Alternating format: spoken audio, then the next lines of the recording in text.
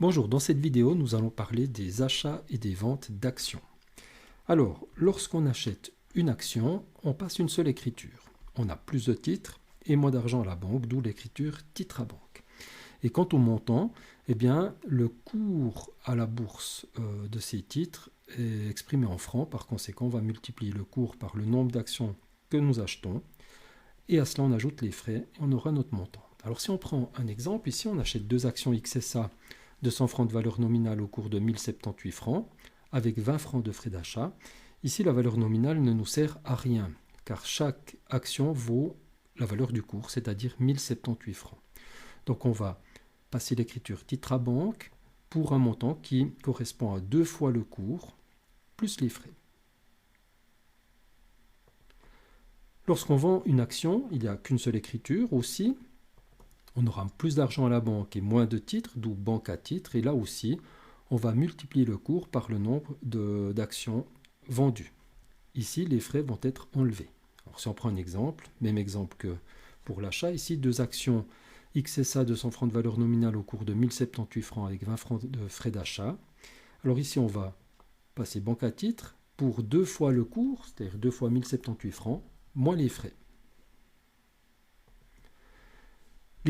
Les actions nous rapportent des dividendes. Alors il y a deux manières de calculer les dividendes. On va déjà voir le principe du pourcent de la valeur nominale. Lorsque on nous dit qu'on a droit à 5% de dividendes, eh bien il suffit de multiplier ce taux de dividende par la valeur nominale pour obtenir le dividende que nous méritons. Alors ici ça fait 25 francs par action, vu qu'il y en a 3, ça nous fait 75 francs. C'est le coupon brut.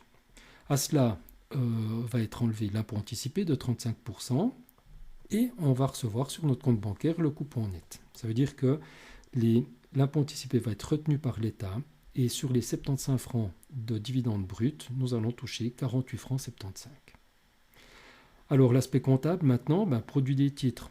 Dans produit des titres, on va mettre l'ensemble des dividendes, c'est-à-dire le coupon brut, 75 francs. L'impôt anticipé sera comptabilisé dans créance AFC et puis le montant reçu sur notre compte bancaire viendra au débit de celui-ci pour 48 francs 75 dans notre exemple. L'autre manière d'exprimer les dividendes, c'est des francs par action.